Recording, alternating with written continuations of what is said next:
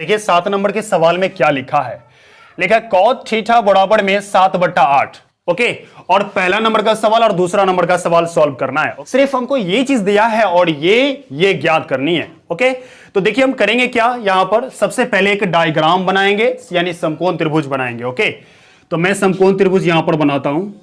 आप देख सकते हैं मैंने ये समकोण त्रिभुज बनाया।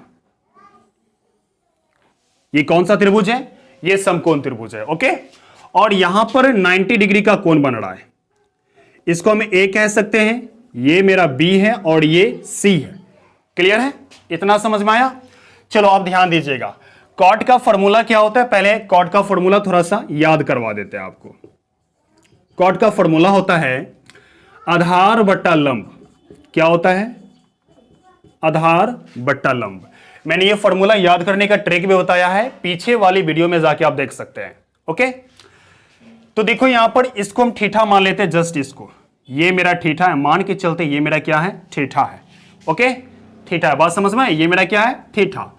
अब ध्यान दीजिएगा, कॉट बराबर फॉर्मूला तो होता है आधार बट्टा लंब, यानी थीटा के जस्ट सामने वाला जो भुजा देख रहे हैं वो आपका लंब कहलाता है, और थीटा और 90 के बीच वाला जो भुजा देख रहे हैं वो आपका आधार कहलाता है। ये रूल है, याद रखिएगा। ओके, और 90 डिग्री के जस्ट सामने वाला भुजा जो देख रहे हैं, ये वाला भुजा AC, ये आपका क्या कहलाएगा? कर्ण कहलाएगा। ओके, देखो ये चीज चेंज नहीं होगा, ये चेंज हो सकता है। ओके, लेकिन ये कर्ण चेंज नहीं होगा। बात समझ में आया? तो कॉट बराबर फॉर्मूला क्या होता है? आधार बट्टा लंब। आधार मेरा क्या है? AB, और लंब क्या है? BC। तो हम यहां पर लिख सकते हैं AB बट्टा लंब क्या दिया गया है? BC बराबर में 7/8। समझ में आया बात? ओके, तो अब यहां से देखिए ध्यान से कि AB बराबर हम 7 लिख सकते हैं।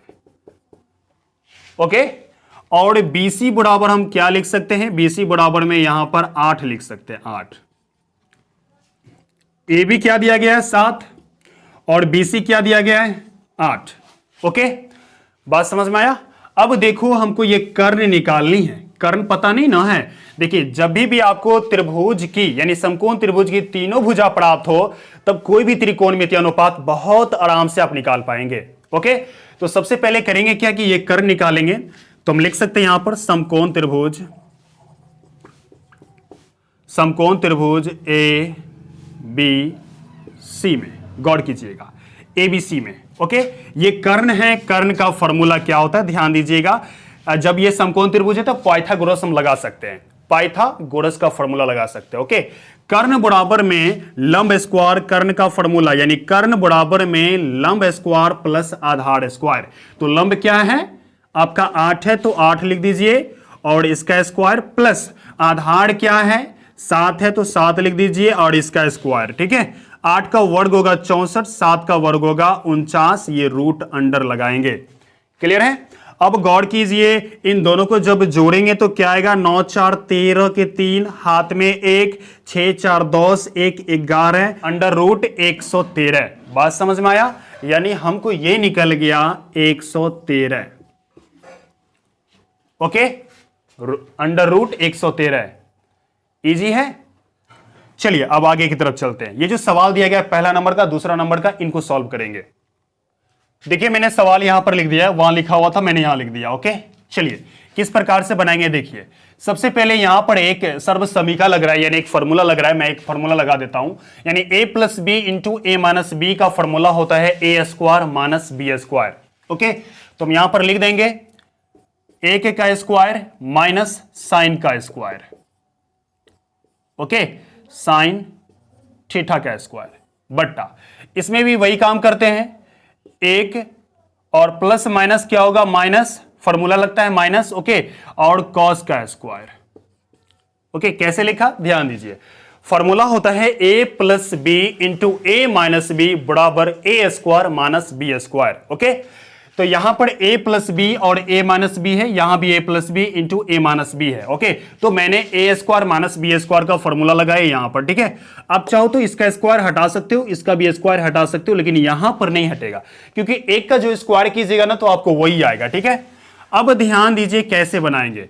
एक तो एक माइनस साइन थीटा, साइन का फॉर्मूला होता है लंब बटा कर्ण। तो देखिए थीटा ये है, इसके पक्ष में लंब क्या होगा, ये होगा, यानी 8 बट्टा में रूट अंडर 13 है, कर्ण ये है। तो हम लिख सकते हैं यहां पर कि 8 बट्टा रूट अंडर 113। बात समझ में आया, अंडर द रूट 113। क्लियर। अब देखो इसको स्क्वायर कर दीजिए और ये बट्टा लगाइए। 1 माइनस कॉस का फॉर्मूला होता है आधार बट्टा कर्ण। आधार क्या दिया गया है 7 और कर्ण क्या है ये, तो 7 और क्या कीजिए 7 बट्टा में रूट अंडर 113।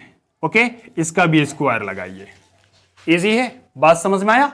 अब देखो यहां पर क्या करेंगे, सिंपली मैं यहां पर लिख देता हूं कि 1 तो 1 लिखना है और माइनस लिखें, और देखो 8 का वर्ग निकालेंगे तो क्या आएगा 64। ओके, और ए रूट अंडर 113 है, यानी रूट में 2 गो 113 आ गया। ठीक है, तो 113 बाहर निकलेगा। जब भी रूट में एक अंक का संख्या 2 गो आ जाए भी गुना में, तो उसको बाहर निकाल देनी है। ओके, तो ये देखो यहां पर 113 है, 2 गो तो 1 निकल जाएगा बाहर, बट्टा।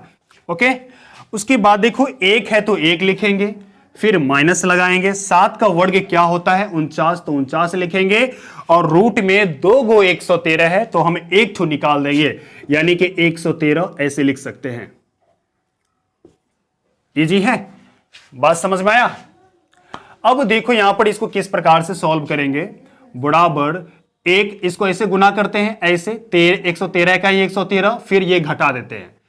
113 का ही 113 में से ये जाएगा, कितना बचेगा 113 में से 64 जाएगा। देखिए 113 में से 64 घटेगा तो कितना बचेगा, 13 में से 4 घटा, बचा 9, ये 49 बचेंगे। तो हम लिख सकते हैं ऊपर में 49 और नीचे में क्या है 113, यही वाला। ओके, अब इसमें वही काम कीजिए। 113 में से जब 49 को घटाएंगे, 113 का ही 113 और 49 घटाइएगा तो बचेगा आपको 64।